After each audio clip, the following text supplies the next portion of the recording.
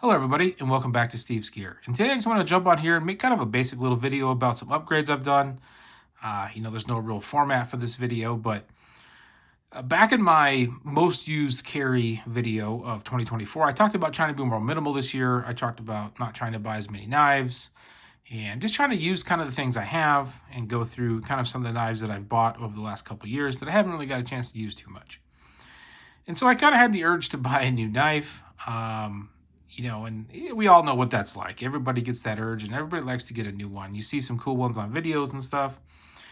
Well, I've been trying to suppress that. And I got an email from Flytanium talking about, they're having some sales. They have like a garage sales section on the website, and they were having a couple sales on there. And so I jumped on there and I saw some stuff for the Bugout. Now, I like my Bugout. I've had a Bugout for a long time. Bugout was one of the first, I guess you could say, real knives that I bought.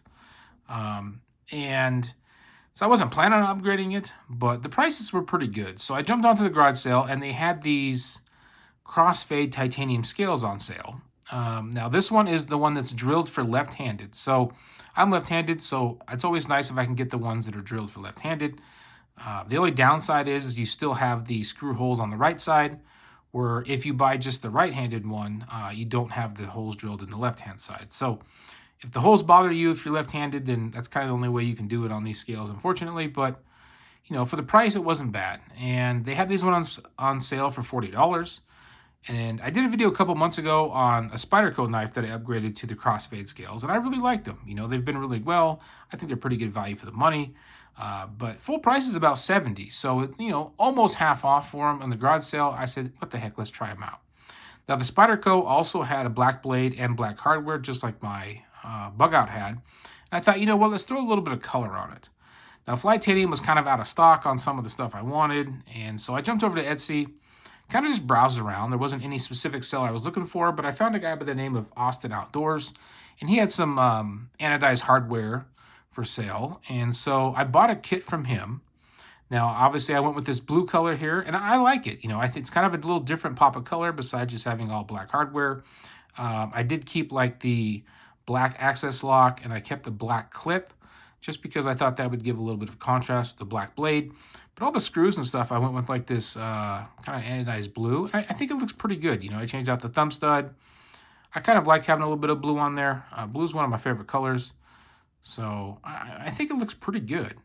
Now, he also sold oversized washers. And so I never really thought about buying oversized washers for it. So I picked up a set of oversized phosphor bronze washers from him.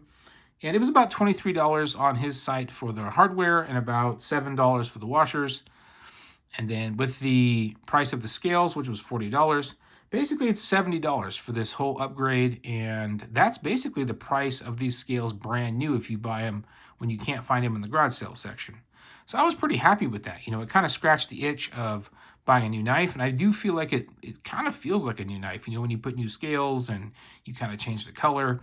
So I'm pretty happy with that. And, if you're in the market for some scales, I have 2 sets of Flytanium ones, and I've been pretty happy with them. I know there's a big market out there, especially for the Bugout, for scales.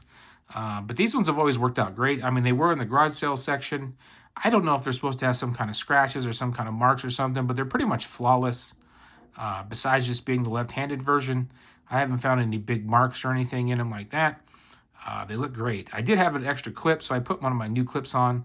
So just to kind of give it the nice look. My other clip was a little bit wore out looking, but I've really, like I said, I've always really liked the Bugout. It was one of my first knives, real knives, and I thought it was worth giving it an upgrade. And I was a little bit nervous about, changing the overall dimensions of the Bugout. I mean, it was made for, thinness and lightweight and things like that. Now, these scales weigh 1.5 ounces.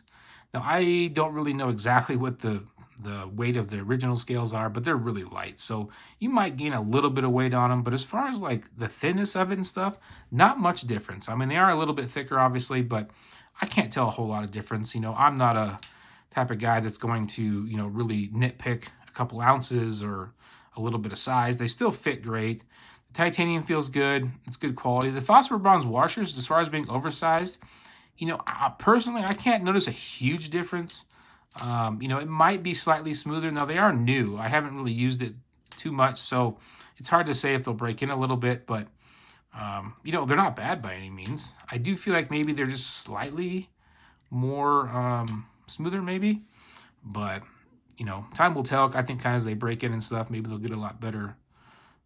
It's hard to say, but yeah, I just kind of want to show you guys if you guys are in the market for maybe upgrading your bug out, or maybe you're just a little bit tired of, you know, your bug out and you kind of want to get a new knife. You know, this may be an option. You know, like me, if you want to just change up your scales, maybe put a new color in there, and it'd be great.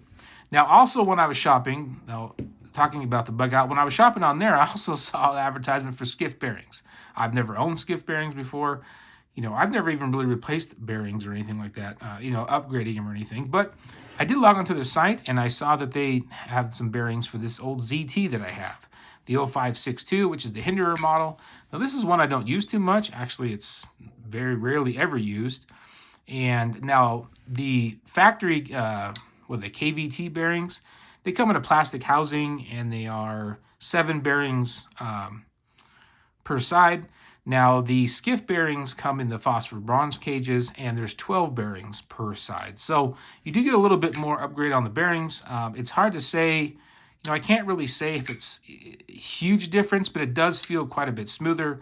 And I've been pretty happy with it. You know, the bearings came in at about $14, so they're not super inexpensive, but you know, I wish I would have took some pictures, maybe kind of before and after. On this one, you can kind of see the bearing back there in the corner.